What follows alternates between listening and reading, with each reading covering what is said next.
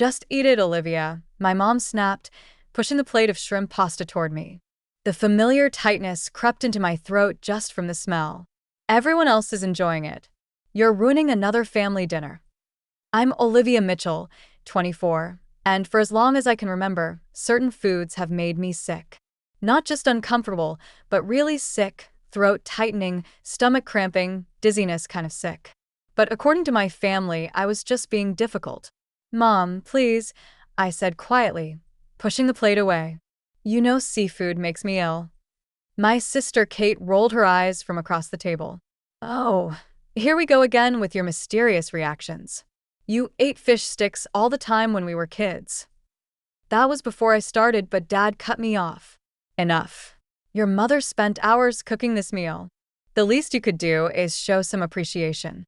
I looked down at my empty plate, fighting back tears. This was every family dinner, me trying to explain, them refusing to listen. The worst part? They were right about one thing. I hadn't always been like this. The reaction started when I was 16, and since then, the list of foods I couldn't tolerate kept growing. Fine. My mom sighed dramatically. I suppose you want your special plain chicken and rice again, like a child. Before I could respond, Kate jumped in. She's just doing this for attention. Mom, remember last month when she claimed she was allergic to the birthday cake at my engagement party? I remembered. I also remembered spending that night violently ill, but nobody saw that part because I'd learned to hide my reactions.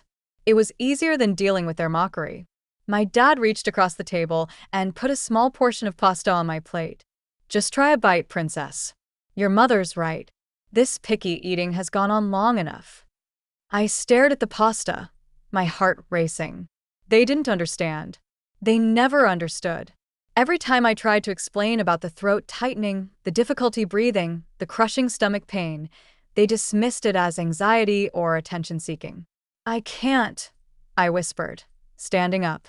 I'm sorry, but I can't. Sit down. Mom's voice cracked like a whip. You're 24 years old, for heaven's sake. This is ridiculous. I remained standing, gathering my courage. What's ridiculous is that none of you believe me. I've been telling you for years that something's wrong, but you won't listen. Kate snorted. Oh, we listen. We listen to your new food drama every single week. Last month, it was dairy. Before that, it was nuts. Now it's seafood. What's next, Air? Actually, a quiet voice spoke up from the end of the table. My brother Mike, who usually stayed out of these conflicts, cleared his throat. I've noticed she gets really red and blotchy after certain foods. Maybe we should do something. Don't encourage her, Mom interrupted. She's perfectly fine. This is just like when she was convinced she had chronic fatigue in college. Remember that drama? I did remember. I also remembered the doctor suggesting food allergy testing back then, but my parents had dismissed it as unnecessary. They were convinced it was all in my head. The shrimp pasta sat on my plate, taunting me. The smell alone was making my throat feel tight, but years of their disbelief had planted seeds of doubt in my own mind. Maybe they were right. Maybe I was being dramatic. With trembling hands, I picked up my fork. Everyone watched as I took a tiny bite, their expressions a mix of triumph and expectation. The reaction was almost immediate. My throat began to close, and the familiar panic set in. But this time, it was different, worse than ever before. See, Mom said proudly. Nothing happened, just like we said. I tried to speak, to tell them something was very wrong, but no words came out. The room started spinning, and the last thing I heard was Mike's alarmed voice saying, "Her face. Look at her face." Then everything went black. I woke up to bright lights and the steady beep of hospital monitors. Mike was sitting beside my bed, his face drawn with worry. In the hallway, I could hear my parents' voices arguing with someone. What happened? I managed to whisper. Mike squeezed my hand. You had a severe allergic reaction. They had to use 2 EpiPens in the ambulance. He paused, his voice thick with emotion. They said if we'd waited any longer to call 911, the door opened, and a doctor walked in, followed by my pale-faced parents. Miss Mitchell, she said, looking at her chart, We've got your initial test results back, and I have to say, I'm concerned about what I'm seeing. The doctor's words hung in the air as she pulled up my test results on her tablet. Ms. Mitchell has one of the most severe cases of multiple food protein intolerance syndrome I've seen, combined with several life-threatening allergies. My mother sank into the chair beside Mike, her face ashen. But she was fine as a child. This can't be right.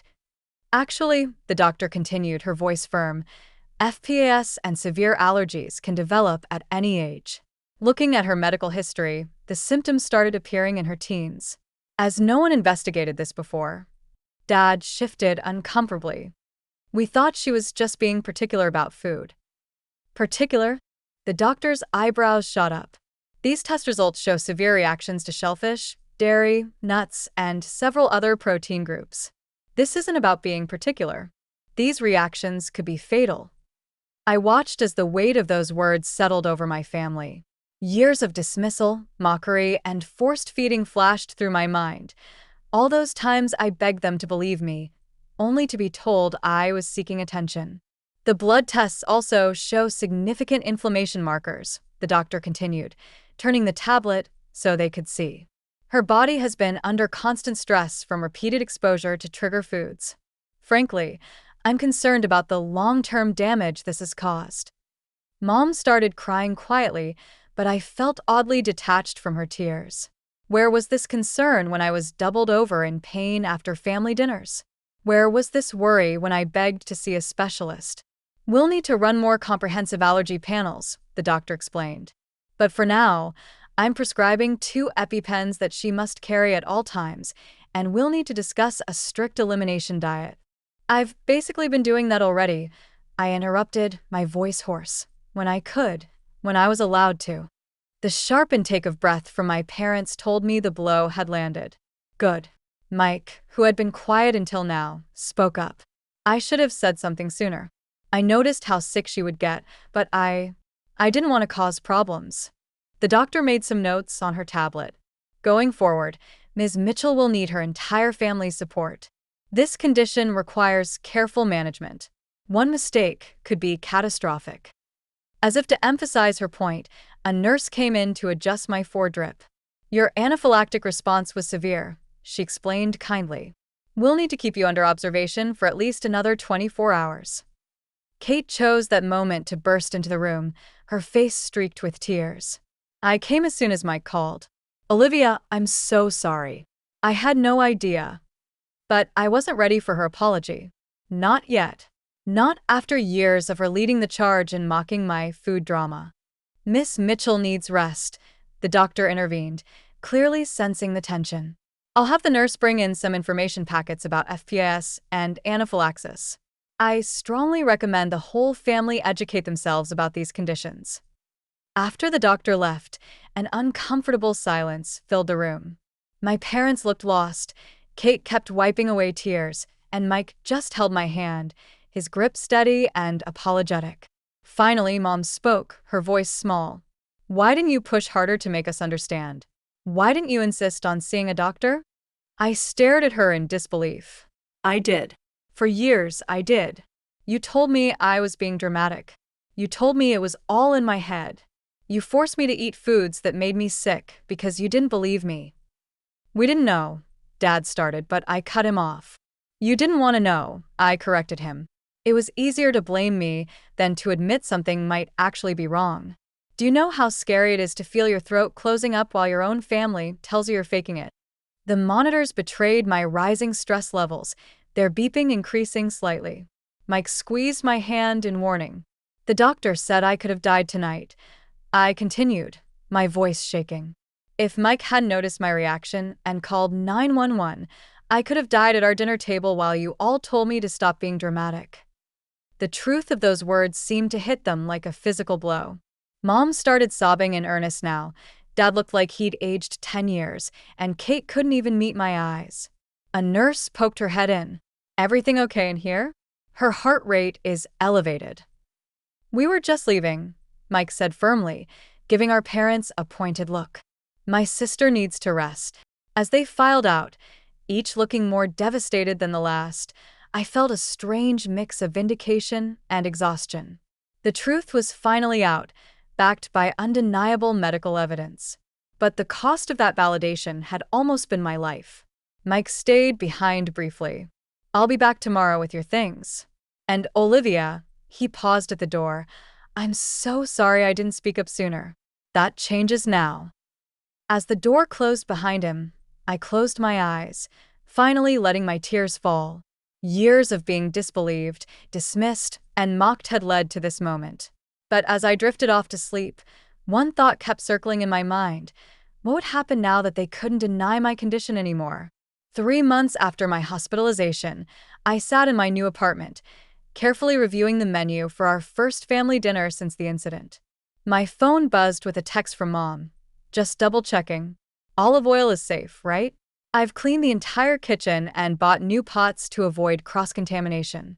I smiled slightly at her message. The change in my family had been dramatic, though it took nearly losing me to get here.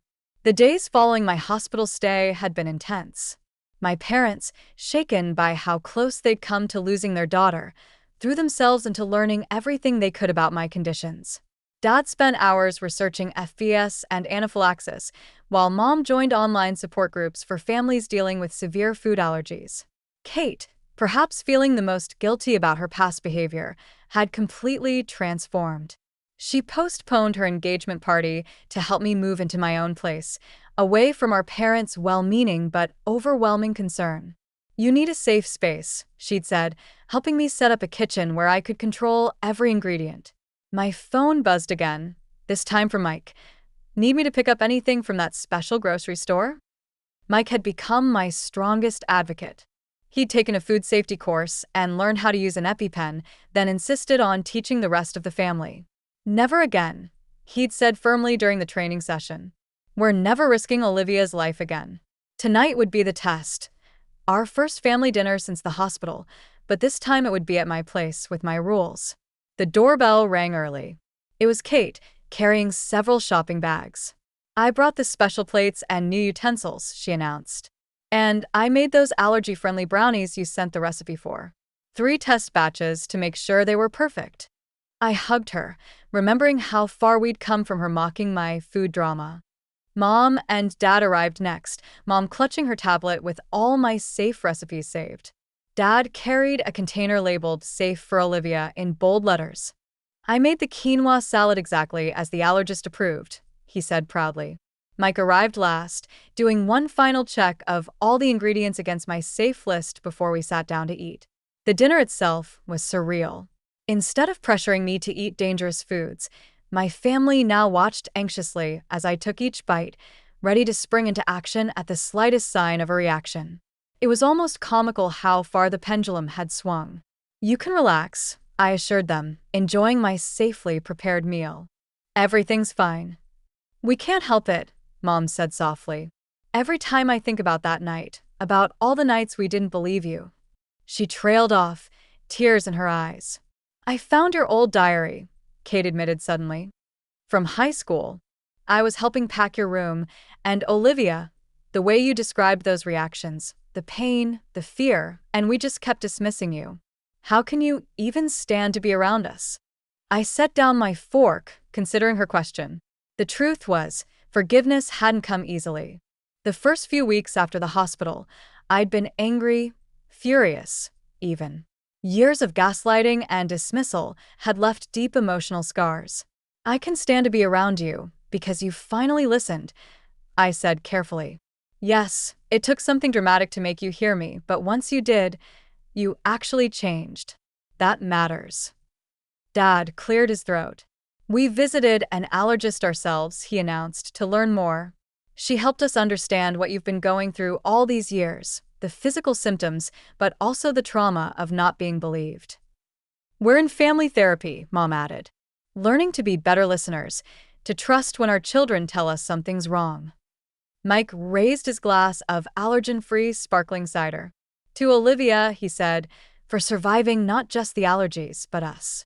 Everyone laughed, but I could see the truth of his words hit home. I raised my own glass. To learning and changing, and to safe food. After dinner, As my family helped clean up using the special allergen-free cleaning products they'd researched, I watched them with a mixture of love and lingering caution. The hypervigilance could be overwhelming sometimes, but it was far better than the dangerous dismissal of before. Next month's dinner is at our place, Mom said as they prepared to leave. I've already planned the menu and bought separate cooking equipment. And we've installed an air purifier, just in case. I hugged her, remembering the mom who used to force shrimp pasta onto my plate. Thanks, Mom, for everything. As I closed the door behind them, I felt a profound sense of peace. The journey had been difficult, and the validation had come at a terrifying price, but we'd made it through. My family had transformed from my biggest threat to my strongest support system. On my phone, a new family group chat notification popped up. Next week's cooking class. Understanding food allergies. Who's in? I smiled and typed, "Count me in." Sometimes the hardest lessons come at the highest costs, but watching my family become my fiercest protectors made it all worthwhile. We nearly lost everything to learn this lesson, but in the end, we gained something precious: understanding, respect, and a deeper love built on trust and validation.